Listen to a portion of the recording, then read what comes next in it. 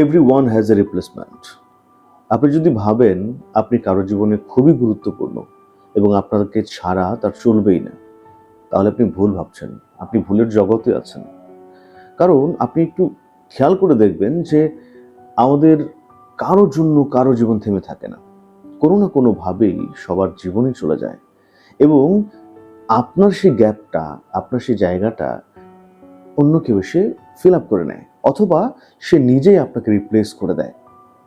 কিন্তু এই রিপ্লেসের সময়টাতে আমি এরকম মানুষও দেখেছি যে অনেক প্রিয় বন্ধু বা কাছের মানুষ, যদিও বছরের পর বছর কথা হয় না, যোগাযোগ নেই, কিন্তু সেই বন্ধুত্বের জায়গাটা, সেই মানুষটার জায়গাটা তার কাছে ঠিক আগের মতোই আছে। সে যত্ন করে সেখানটাতে অন্য কাউকে ঢুকতে দেয়নি, সেখানে তাকেই রেখে দিয়েছে।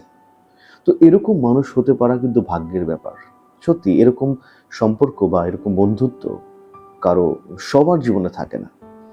আমি মনে করি এরকম যদি এরকম হয়ে থাকেন, আপনার যদি এরকম মানুষ থেকে থাকে, তাহলে আপনি সত্যিই ভাগ্যবান। কারণ এরকম ভালো বন্ধু সবাই পায় না এবং এরকম ভালোবাসার মানুষ সবাই হতে পারে না। তাই সেসব মানুষকে মূল্যায়ন করতে শিখুন, সেসব মানুষকে গুরুত্ব দিন এবং তাদের ভালোবাসার মূল্যায়ন করুন।